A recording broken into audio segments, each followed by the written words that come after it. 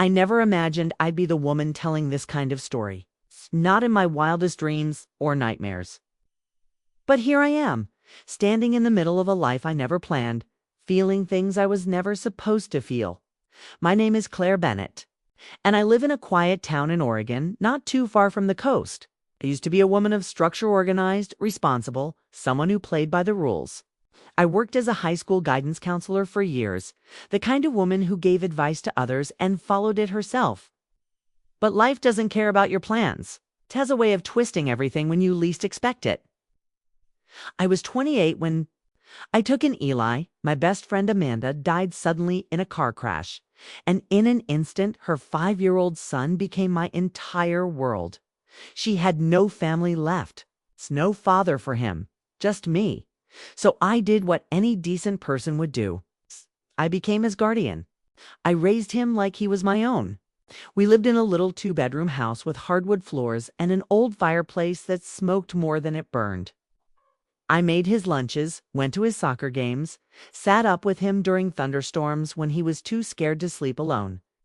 He called me Claire, never Mom, but sometimes he'd look at me like I was the only safe place he had left in the world. And I held that responsibility close to my heart. I never married. I dated here and there, but nothing lasted. Eli always came first. The years passed faster than I expected. He grew tall and strong, with deep-set green eyes and a voice that got lower every time he said good morning. Now I'm 44 and Eli just turned 21. He's in college now, but he still lives at home during the summers, helping around the house and cooking dinner like it's his way of taking care of me now. I started noticing the change about a year ago. The way he looked at me longer, deeper. Not the way a son looks at a mother figure.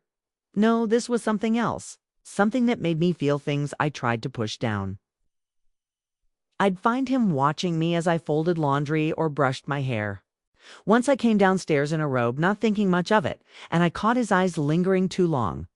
There was heat there. Hunger. And worst of all, I didn't hate it. One night, not long ago, we sat on the back porch under the stars, sipping a glass of wine like we'd done many times before. We talked about life, about dreams, about how quiet the house felt since he left for college. The mood was soft, intimate. There was a warm breeze brushing across my skin, and the way he looked at me, God, I knew something was coming. I just didn't know what to do about it. I laughed at something he said, and when I turned to him, he kissed me. Not a childish kiss, not a slip. His lips touched mine with purpose, slow and warm, and my whole body froze. I didn't pull away immediately. I don't even know why. Maybe because I was lonely. Maybe because part of me, some secret part, had wanted this. But when the reality hit me, I jumped up like the ground was burning beneath me. My voice was barely a whisper. Eli, what are you doing? His eyes didn't flinch. He didn't stutter. Not your son, Claire. Never was. And I've been in love with you for years. The words hit me like a wave. I stood there shaking, speechless, my chest rising and falling like I'd just run a mile. Every moral voice in my head screamed, "This is wrong."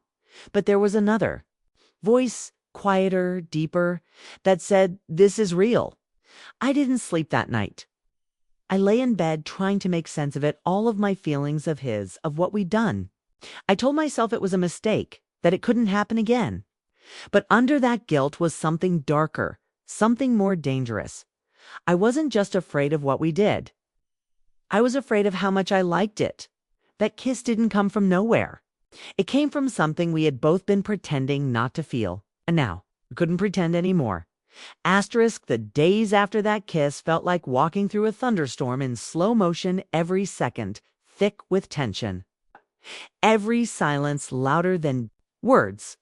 I kept trying to go back to normal, like it never happened. I stayed late at work, said I had grading to do, made excuses to not be around him.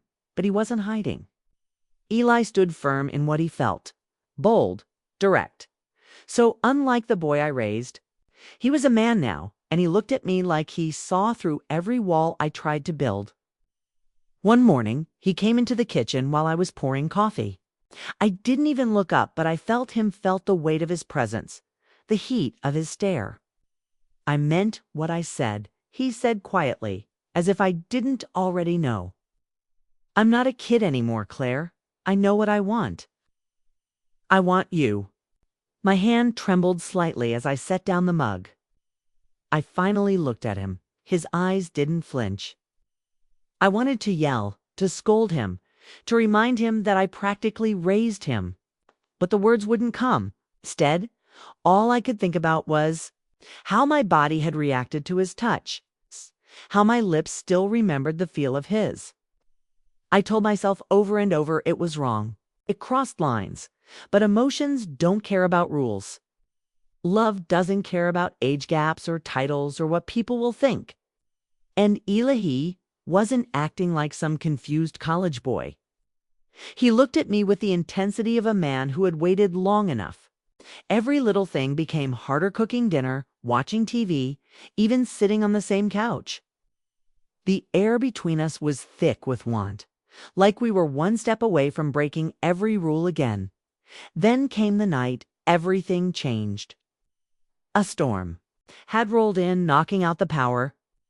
The house was lit only by the soft glow of the fireplace. I was curled up with a blanket, trying to pretend I wasn't thinking about him. But of course I was. Eli came in with a candle in one hand and a glass of wine in the other. He sat beside me closer than usual. Too close. I didn't move. I should have, but I didn't. The rain tapped against the windows, and the warmth of the fire mixed with the smell of him-cleaned soap, cedar, and something uniquely him. We talked, like we always did, about everything and nothing. But the pauses between our words started stretching longer, like the space between us was pulling tighter. I could feel him watching me. Not just with hunger, but with something deeper. Something that terrified me. Then he said it softly, but sure. I've waited years, Claire. I waited until I knew the difference between needing and wanting. Until I knew I wouldn't hurt you. I don't want a fantasy. I want you. I should have shut it down. I should have stood up and walked away, but I didn't. I turned to him instead. Maybe it was the firelight. Maybe it was the wine. Or maybe, deep down, I was just tired of pretending. When his lips touched mine again, I didn't pull away. I kissed him back. And this time, it wasn't a mistake, it was a choice. It was slow, deep, full of years of unspoken tension, finally breaking free. His hands were gentle, respectful, but full of need. We didn't rush. We took our time, like we both understood how fragile this was. And when we finally gave in to everything we'd been holding back, it didn't feel dirty or shameful. It felt right. But in the quiet that followed, curled up in his arms, listening to the storm outside, something heavy settled in my chest. A secret I had buried for years. One I had never told him, because I thought it would never matter. But now everything was different. Eli deserved the truth. He deserved to know that there was a chance, no matter how small, that his real father wasn't just some nameless man in his mother's past, but someone who had once been in my past too. A man I had dated. A man who might make everything we had just done unforgivable. I thought I could carry the truth forever, that if I just held it tightly enough, buried it deep enough, it wouldn't matter. But secrets have a way of rising when love gets too close. After that night with Eli, after the storm, the fire, the kiss that turned into something far more intimate, I should have felt ashamed, but I didn't. I felt full seen, wanted in a way I hadn't felt in years. It was real. It was wrong, maybe by the world's rules, but in the quiet moments, with him wrapped in his arms, it felt like the only thing in my life that had ever made sense. But beneath all that warmth, guilt started to bloom like a bruise. Because I hadn't told him the one thing that could destroy everything. Years ago, when Amanda, his mother, was dying, she told me the truth in a whisper, while hooked to 100 tubes in a hospital bed. She said Eli's father wasn't some random one-night stand like she'd claimed. He was someone we both knew, someone I once dated before Amanda ever met him. His name was James Carter, and our relationship hadn't ended well. I never knew she had gotten involved with him afterward, and she never told me she was pregnant. She swore she didn't know he was Eli's father until much later. And when she found out, she didn't want to complicate things by telling anyone. "What matters," she said as her voice faded, "is that Eli has you. You're his family now. I never told him. I thought he'd never need to know. But now, after everything we'd done, I couldn't keep it from him. He deserved the truth." So I told him. One quiet evening, as he stood barefoot in my kitchen, slicing vegetables and humming to himself like we were any normal couple. My hands were shaking when I said his name. "Eli, there's something I have to tell you. About your father." He looked up, casual, smiling. I told him about James, about my past with him, about Amanda's confession. And then, softly, carefully, I said, "There's a real chance he might be your biological father." The smile dropped from his face. He didn't speak. His knife clattered onto the counter. I tried to explain, to fill the silence with more words, but nothing helped. He just stood there, staring at me like he didn't recognize me anymore. "You knew this," he finally said, voice low and tight. "You knew before you slept with me." I swallowed hard. I didn't know for sure. I only knew what Amanda told me. There was no proof. I didn't want to believe it mattered. His expression hardened. "It does matter, Claire. Everything changes if that's true." He walked out before I could stop him.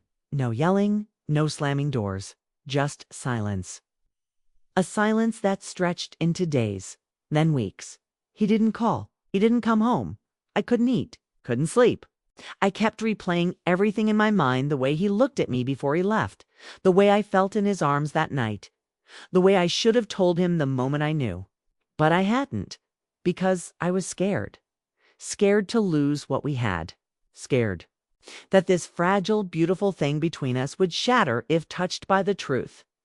And now it had. Every second without him felt like I was missing a limb. The house was too quiet. His toothbrush sat untouched. His hoodie still hung on the back of the kitchen chair. I tried to keep moving, tried to remind myself that I'd lived without love for years before him. But this was different. I hadn't just lost someone I loved. I'd hurt someone I raised. Someone I thought I could protect from everything, including myself. The world outside went on like nothing happened. But inside me, everything was broken. And deep down, I didn't know if we'd ever come back from this. Maybe I never should have let it happen. Or maybe it was the only thing that had ever truly been real. Asterisk, the weeks without Eli felt like living underwater, every movement slow, every breath tight, like I was drowning in regret. I went to work. I smiled when I had to, but inside, I was empty. I missed everything about him. It's the sound of his laugh in the morning. It's the way he touched my back when he passed behind me in the kitchen. It's a quiet strength in his eyes when he looked at me like I was the only woman in the world. But I knew I'd broken something in him, something I couldn't fix with an apology. I had lied by omission. I had crossed boundaries and then kept the one truth that mattered most. And now he was gone. One night, I finally gave in and drove out to the lake house where Amanda used to take him in the summers. It was the only place I could think of where he might go to be alone. When I pulled up, I saw his car parked by the edge of the trees. My heart was pounding as I walked to the porch. He was there, sitting on the old wooden steps, hoodie pulled over his head, staring out at the water like he'd been doing it for hours. He didn't look up when I sat beside him. The silence between us was thick with memories, with pain. But also something else, something still alive beneath the wreckage. I took a deep breath. I had no right to keep it from you. I thought I was protecting you, but maybe I was just protecting myself. I didn't want to lose you, Eli. His voice was soft, almost broken. You were the one person I always trusted. You were my home. And now I don't even know who I am to you. I looked at him, really looked at him, this man I had raised. This man I had fallen in love with. You are still everything to me. The way you feel about me. It wasn't one-sided. Never was. But I understand if you can't forgive me.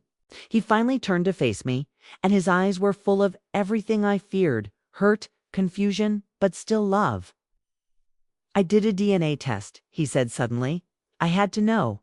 I mailed it last month. The results came yesterday. My breath caught. I felt the world tilt beneath me.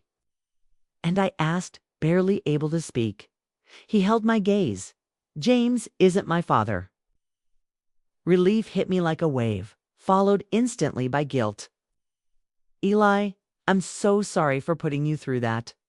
For letting it get this far without telling you. He nodded slowly. It hurt.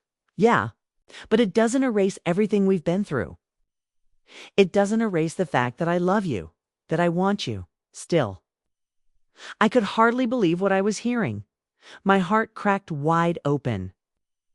I don't care what people say. I don't care how complicated it looks from the outside. I just know what I feel when I'm with you, he said, reaching for my hand. His fingers closed around mine, warm and steady. You gave up your life to raise me. And somewhere along the way, we became more than that. We became something real. I leaned into him, resting my head on his shoulder as the sun set over. The lake painting the water with soft gold and rose. So what now? I asked, afraid to hope. He smiled, just slightly. We start over, as who we really are. No more pretending. No more hiding. The road ahead wouldn't be easy. We both knew that. There would be judgment, whispers, maybe even people we'd lose along the way. But love doesn't always show up the way you expect it. Sometimes it grows out of broken places, through pain and loss, and still finds a way to be beautiful. I don't know what tomorrow holds, but I know that tonight we were no longer afraid. We were two souls who found each other in the most unexpected way chose each other anyway. And maybe, just maybe, that's what love really is.